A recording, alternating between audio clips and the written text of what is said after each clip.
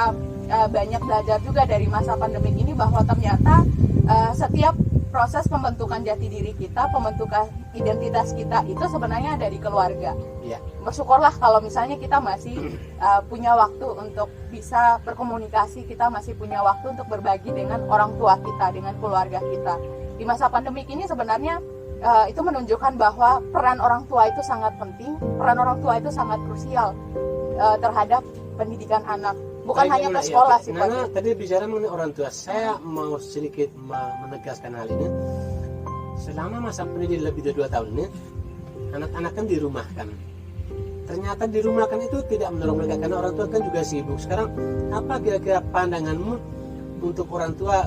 Kira-kira mereka punya peran apa sehingga mereka juga memberikan semacam sebuah strategi buat anak-anaknya bahwa belajar sekarang kan bukan lagi yang tergantung pada guru. Guru di sekolah, anak di rumah, jadi tanggung jawab di rumah itu kan menjadi tanggung jawab orang tua. Apa kira-kira pandangan Anda? Oke, Pak De.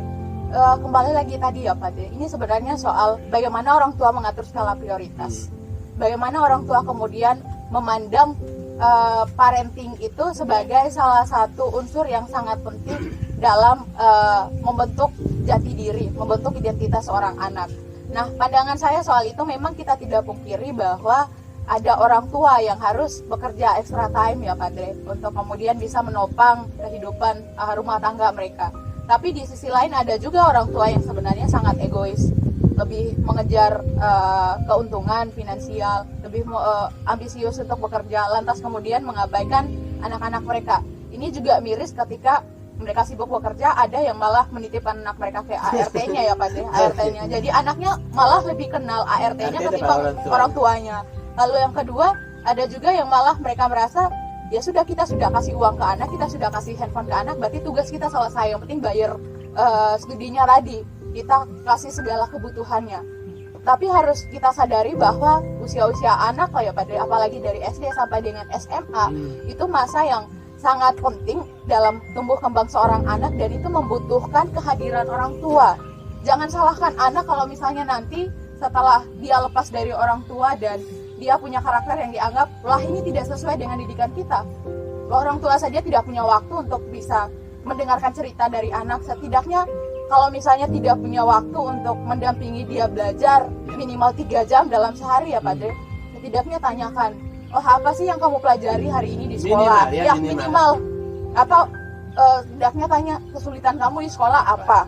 Nah, itu sebenarnya memudahkan anak untuk bercerita. Mungkin di sisi lain ada anak yang pengen bercerita soal kendalanya di sekolah ke orang tua, tapi orang tua itu cenderungnya mendoktrin anak.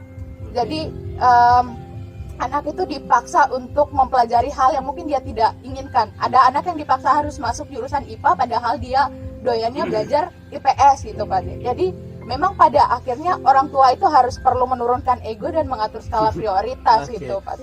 Kedua, ini ternyata di masa pandemi ini peran guru juga masih sangat penting guru ya. Kesan saya, kami para guru selama ini kan sepertinya ini juga pendapat anak-anak, masa pandemi ini ternyata membuat guru itu hanya untuk mengirimkan tugas toh.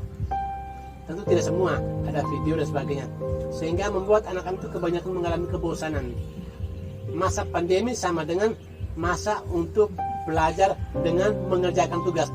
Kira-kira pandangan apa Nana mengenai guru-guru yang belajar dan mengajar di tengah masa pandemi ini untuk anak-anak generasi muda ke depan? Kita perlu apresiasi guru-guru yang masih bersemangat bekerja di masa pandemik ya, bahwa ternyata kita semua ini adalah pahlawan di bidang kita masing-masing.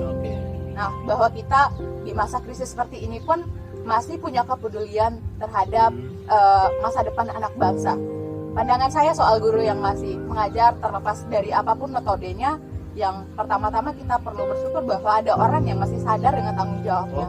Tidak sama seperti mereka pejabat berdasi yang datang cuma rapat tidur lalu mengerupsi uang negara, ya mengerupsi bansos lagi, bansos COVID. Bayangkan Pak De, nuraninya itu betul-betul hilang.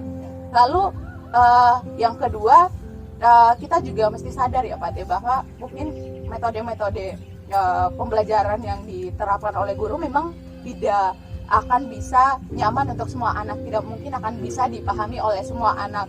Nah, ini tentu saja menuntut kreativitas dari guru. Kita mesti tahu bahwa proses pendidikan itu, proses belajar mengajar itu bukan hanya perkara kita mentransfer pengetahuan kita, tapi bagaimana membangun kedekatan kita dengan murid ini, Padre, bahwa kita tidak menempatkan diri sebagai orang yang paling tahu, tapi menjadi mitra belajar dari anak. Kadang kan suka sungkan juga, Padre. Saya pernah alami waktu sekolah. Saya ini tipikal orang yang akan selalu bertanya kalau misalnya saya tidak paham dengan satu materi. Tapi ada guru yang malah rasa, lah kamu bertanya terus, kenapa tidak belajar? Justru saya belajar dengan bertanya itu sebenarnya, Padre. Gurunya malah stres ya. Iya, malah stres. Kenapa ini anakku suka bertanya, kamu duduk dan diam ya?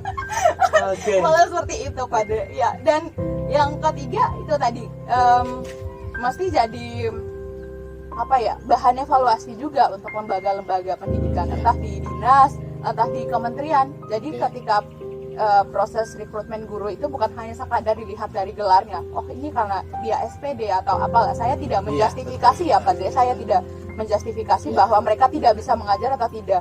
Sebenarnya ini hanya perihal bagaimana kita menilai kualitas dari seorang guru juga, seorang tenaga pendidik gitu. Karena pada akhirnya nanti apakah anak-anak kita, murid-murid kita akan berkualitas atau tidak, itu juga sebenarnya sangat ditentukan oleh metode pembelajaran gurunya, dari bagaimana si guru ini bisa mentransfer ilmu dengan baik. Baik dalam artian tidak hanya sekadar, loh silakan buka halaman ini, kamu tulis ini, kerjakan tugas ini. Tapi bagaimana memastikan anak itu bisa memiliki analisis yang kritis, mereka bisa memahami satu materi, satu persoalan itu secara utuh, bukan hanya sekadar menghafal teorinya atau kemudian menghafal multiple choice-nya ya, Padre. Oh, jawabannya A, B, C dan lain sebagainya gitu. Baik, nah ini kan berkaitan dengan kurikulum ya. Selama saya mengajar, ternyata kurikulum ini adalah sebuah rambu-rambu buat kita bagaimana kita mengajar yang baik untuk anak-anak kan. Tapi dalam pengalaman kami para guru ini masih terfokus dan